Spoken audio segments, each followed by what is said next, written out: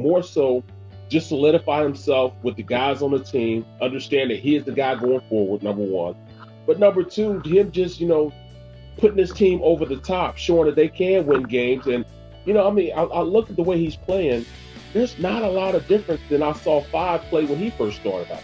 McNabb started out the same way, the exact same way. So, there's not really a big difference. There's a closeness on how his career is going and how McNabb started off.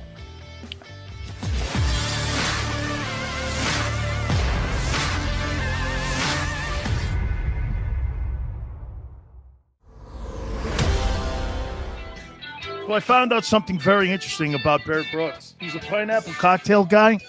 I'm a margarita kind of guy, too, myself. I like those kind of drinks. Okay, so I don't know what it is, but I like those fruity drinks like pina coladas and all that, too. So, all right, I'm guilty, too. So, pineapple cocktails, man, I love it. Infused, man. You got to have infused vodka, bro. Infused, man. It's the greatest thing since sliced bread, man. I got ran around the ringer saying, oh, that's a sorority girl's drink. Well, so what? I like it. I like what I like. Me too, man. Barrett, is tonight's game for Jalen Hurts the biggest game in his Eagle career? No question. Not necessarily from the standpoint of, all right, what this organization is going to think about him. It's more so collectively how this city takes him, because here in Philadelphia, they're atrocious for having the backup quarterback being the most important guy in the city. Well, this is where he can erase all that. He can clear all the air about who's the better quarterback here, and he can get back on to what he set out to do at the beginning of the season, and that was to win this city over, win this coaching staff over, and see if he's the guy going forward. This will be a lot as far as, seeing him, because I know he's going to bounce back. He's going to want to bounce back. But can he bounce back in a fashion that we can forget about the backup quarterback? That's the biggest thing. How about this other question here, too? Because it is a playoff game. I think you and I both look at it tonight as winner go home here and start worrying about the April draft here. If you see him struggling and he's coming into this game, I know it's been 23 days since he's been on the field in active play. Do you think the coaches are going to have a short leash on him, or do you think that there's going to be some talk about putting Minshew in, especially after the way Minshew was able to get Goddard going, what he did with the Jets, albeit it was the Jets? Do you think it's a short or a long leash tonight that Jalen's going to have? I think it's a short leash, not because of anything other than this team is trying to make the playoffs. They're trying to go in and prove that they belong. And the only way they can do that is they establish right now that they're all in to win.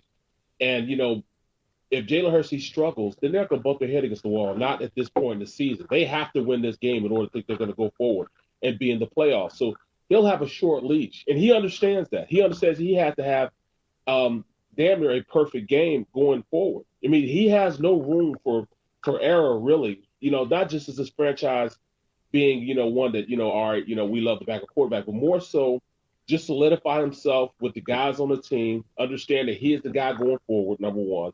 But number two, him just, putting his team over the top, showing that they can win games. And, I look at the way he's playing. There's not a lot of difference than I saw Five play when he first started out. McNabb started out the same way, the exact same way. So, there's not really a big difference. There's a closeness on how his career is going and how McNabb started off. Absolutely here. Barrett, guys like you that played 10 plus years in the league always had routines. And I learned when I was a young player, guys from Ed Jones, JAKIB, people like that. I saw these guys having these routines. How much of this postponement do you think goes into that routine? Is it a plus? Is it a minus? The Eagles had a bye, which even gives them a little bit more time. They're going to need it with the 3 games in 13 days on the other side of this thing here. Just give me your perspective on how you would adjust your schedule to playing, because all of the guys are on routines. Well, that's the big thing. Guys are routine-based. And you heard when they first came out that they were going to push the game back, that you saw a couple players go on Twitter and social media be like, oh, man, this isn't fair, yada, yada, yada, yada. We just got to think of it like this. You're going there to play. Now, I would have been pissed off, but, I eventually got over it because I'm a creature of habit. Everything leads up to game day. I got a cold whirlpool this amount of time, the hot whirlpool this amount of time. I got this treatment on this day. I watched film on this day. I did this on that day. I'm already out of sorts because I was in a bye week. Now that I'm back, I want to get back into the same routine. I want to get back into to what works for me, and this just delays it even further. So I can see what they're saying, but it was something that number one, the players union, they said they agreed to it because they're not just the players union for the Eagles. There's also the players union for the Washington football team, the players union for the Cleveland Browns, the players union for the Rams, all these teams that um, you know had COVID issues. So they had to represent them just like they represented the Eagles. So they agreed upon this just so they can get a game. And the network, we knew the network wasn't going to allow them not to play a game. I mean, that was going to happen. There's going to be no forfeiting because number one, the players get paid if they forfeit, and the team that gets the win from the forfeit, they don't get paid either. So they were going to play this game regardless. But at the end of the day, you got to look at it as such. I want to get out there and show the best. I want you to play with your strength. I'm gonna play with my strength, and let the best man win. I think it just makes for a more even playing field if you allow it to happen. Barrett, tonight too, I think there's going to be something to keep an eye on. That's going to be Sirianni's patience tonight, because two games I could take a benchmark to what the Bills did or had done to them by the Patriots, and then what I just saw on Saturday, what Frank Reich did to the Patriots. It kind of played Patriot football against the Patriots. They were steady. They managed first and second down so well. You and I know when you're a running team, first and second down, man, you've got to be third and short. You can't be 3rd and 8 if you're a running football team. Is tonight also a little bit of a litmus test here for Sirianni? I think he coughed up that game in the Meadowlands against the Giants. It's going to be something to keep an eye on too, right? Yep. You're right about that, because there's no way we threw the ball as much. We should have thrown the ball as much as we did, especially against that defense. They should have ran the ball. That's why in the third quarter they ran the ball effectively, got back to playing. I was thinking Eagles football. It's almost shifting. I feel a shifting in the air. Look at the teams that are playing well. They're running the ball. I mean, the Patriots playing well. They ran the ball, only threw the ball 3 times. You look at what Cleveland's been doing. They've been running the ball. You look at the teams that have had success are running the ball more than they're passing the ball. And it's becoming a winning formula. The Eagles need to stick with this. It's the trend, When you have an offensive line like that, they may suffer a little bit from passing the ball, but if you can run the ball, come off the rock, and hit people in the mouth, why not do that? That's the most demoralizing thing. I know as a defensive lineman, when the team is like when you play with Dallas. When Dallas was running the ball on people and they couldn't stop it, there was nothing that they could do that was wrong after that, because now the playbook opens from this was to this much. They can run anything they want to run because you've established to run, and you can run it at any time. I won a championship. I won a Super Bowl because we could run the ball. We knew if we wanted a first down, we get a ball to Bussy 3 times, that was going to be a first down. No matter what the situation was. We're going to give the ball to Bettis, and our offensive lines will come off the rock, and we're going to hit people in the mouth, and Bussy's going to get a first down after the 3rd time he touches the ball. Period. It's nothing like that, man. So the Eagles, all right, it doesn't matter who they have a quarterback.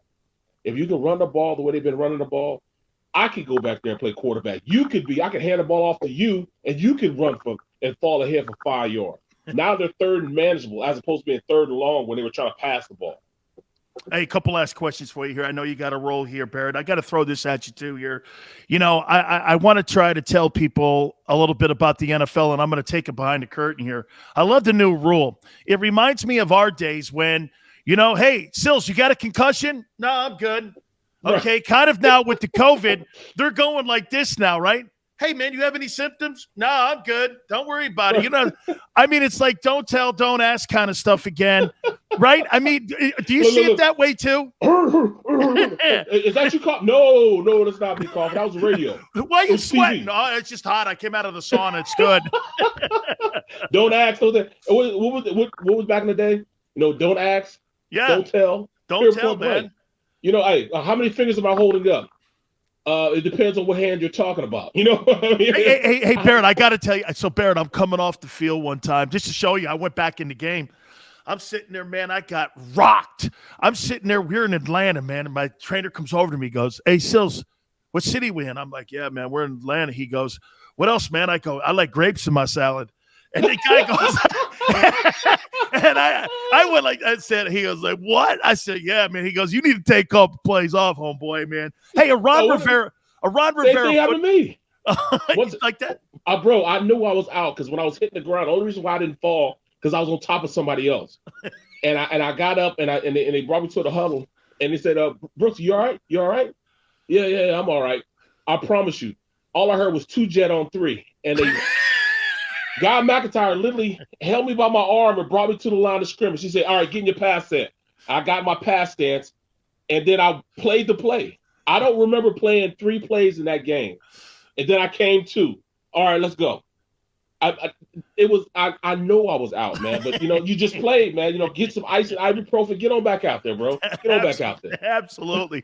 Hey, Ron Rivera, man, a type of football team that they're going to play tonight. I mean, disciplined kind of guy.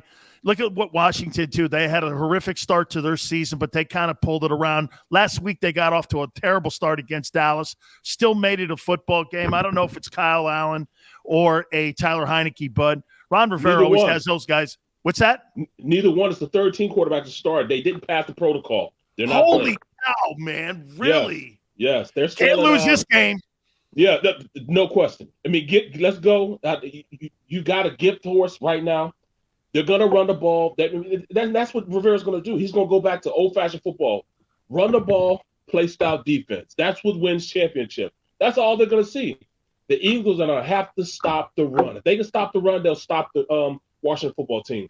If they give them one inkling that they can play in this game, that's when it's going to be a problem because now they got a young quarterback that's going to feel confident, and once he gets that confidence, they can do some things. Let's erase all doubt. They got to go out there, hit them guys in the mouth, and stop the run, and that'll be the only way to win. But they cannot give this team any type of relief at any time. They just got to put the nail in the coffin early. Finally here, I got to tell you, you were broadcasting and I was watching it and I was laughing, and I'm going to tell you why I was laughing. I heard you mention North Dakota a few times in Philly, and I'm going like, I kept thinking, because I remember what Reggie White said. Reggie got up to Green Bay and he goes, damn, even it helps White. He goes, and Barry, he goes, I stuck out like a sore thumb. I heard you broadcasting going, yeah, man, North Dakota, man. You brought up Philly a few times. I was like, man, I wonder what that is. You were right. Hey, it was funny you say that, man, because even on the broadcast, man, I said, yep. And I stuck out like a sore thumb. You've got to play. Because I played in Green Bay too. You got to play for the Packers. You got to play for the Packers. Or you must be with ESPN. That's what they Oh, wait, you're from Appleton.